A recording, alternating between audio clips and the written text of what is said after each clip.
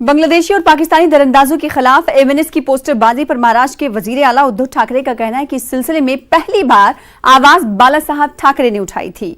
इन्होंने ही दरअंदाजों को खदेड़ने की बात कही थी। अब इसका सेहरा अपने सर बांधने की कोशिश एमएनएस कर रही है। ख्याल रहे कि एमएनएस मुंबई में जगह जगह पोस्टर लगा रही है और बांग्लादेशी दरअंदाजों को मुतनब्बे कर रही है कि वो अपने वतन को वापस लौट जाएं, वरना इन्हें एमएनएस स्टाइल में निकाला जाएगा।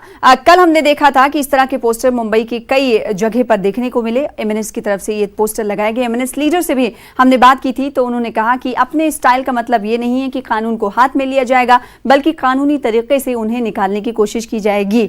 अमित रॉय हमारे साथ, हमारे नुमाइंदे जुड़ रहे हैं। दरअंदाज और बांग्लादेशियों को निकालने को लेकर एमएनएस ने जिस तरह से पोस्टर बाजी शुरू की, उस पर उद्धव ठाकरे ने पहली बार बोला है। कल हमने जब एमएनएस के लीडर से बात की तो अमित रॉय उन्होंने कहा कि अपने स्टाइल का कहना एमएनएस के जरिए ये नहीं है कि कानून को हाथ में लिया जाए, बल्कि कानूनी तरीके से वो रास्ता इख्तियार करेंगे कि बांग्लादेशी और दरअंदाजों को हिंदुस्तान से बाहर निकाला जाए।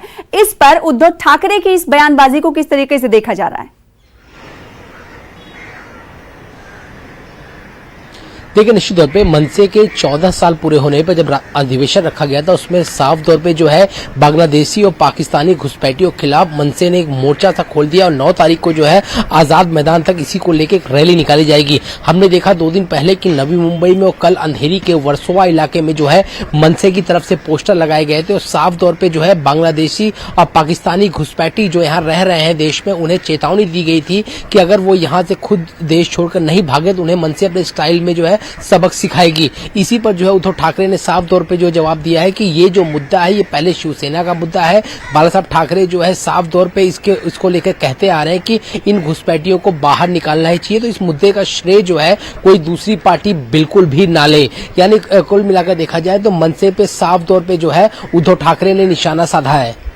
जी, वहीं अगर बात उद्धव ठाकरे के उस बयान की करें, सीए पर लपकुशाई की, एनआरसी पर उन्होंने अपनी जबान खोली है, क्योंकि लगातार शिवसेना से पूछा जा रहा था कि आपका स्टैंड क्या है, तो शिवसेना की तरफ से यही कहा जा रहा था अमित रॉय की पहले वो समझेगी फिर उसके बाद इजहार ख्याल करेगी। आखिरकार उद्धव ठाकरे ने कह दिया कि सीए से उन्हें कोई एतराज नहीं है, लेकिन हम जानते हैं कि 3 पहियों वाली सरकार महाराष्ट्र में है। ऐसे में क्या नहीं लगता आपको कि कांग्रेस का स्टैंड हमें पता है और साथ ही साथ एनसीपी का क्या मौक़िफ़ है ये भी पता है सीए एनआरसी को लेकर। ऐसे में सरकार के लिए क्या मुश्किलें साबित हो सकती हैं उद्धव ठाकरे के लिए, शिवसेना के लिए, क्योंकि सरकार में जिन पार्टियों के साथ है वो पार्टियां तो इसके खिलाफ है बिल्कुल। देखिए, निश्चित तौर पे उद्धव ठाकरे ने अपने इंटरव्यू में साफ तौर पे कहा है कि सीए को लेकर उन्हें कोई परेशानी नहीं है और किसी की नागरिकता नहीं जाएगी। वो नागरिकता देने का कानून है, ना कि नागरिकता लेने का कानून है। लेकिन उन्होंने साफ तौर पे जो है केंद्र सरकार को आगाह भी किया कि आप लोगों को नागरिकता देंगे तो इसके लिए रोटी कपड़ा मकान की व्यवस्था जो है पहले आपको सुनिश्चित करनी पड़ेगी। आने वाले दिनों में शिवसेना और एनसीपी की तरफ से आपत्ति जताई जा सकती है उद्धव ठाकरे के इस बयान पर? देखिए, निश्चित तौर पे सीए और एनआरसी को लेकर जो है तीनों पक्षों की राय जो है वो मिलती जुलती नजर नहीं आ रही है, क्योंकि एनसीपी और कांग्रेस का साफ तौर पे कहना है कि ये कानून लागू नहीं होने देंगे, तो वहीं शिवसेना का सीए को लेकर जिस तरह से समर्थन दिख रहा है, जिस तरह से पक्ष में बयानबाजी दिख रही है, तो कहीं ना कहीं ये जो 3 पहियों वाली सरकार है महाविकास अघाड़ी, इसमें सब कुछ ठीक नहीं चल रहा है, ऐसा साफ तौर पर दिख रहा है। और इस पर भी आगे चलकर जो है जो दूसरी दोनों सहयोगी पार्टी यानी कांग्रेस और एनसीपी इस पर अपना स्टैंड ले सकती है और कहीं ना कहीं शिवसेना का विरोध जो है इसमें साफ तौर पे आगे चल के देखा जा सकता है। जी, और एमएनएस की तरफ से जो पोस्टर वॉर की शुरुआत की गई है, क्या आपको लगता है कि एमएनएस जो राजनीति के ट्रैक से उतर गई थी, कहीं ना कहीं उस ट्रैक पे दोबारा आने की कोशिश की जा रही है, इसीलिए एमएनएस की तरफ से इस तरह के इकदाम उठाए जा रहे, कदम उठाए जा रहे?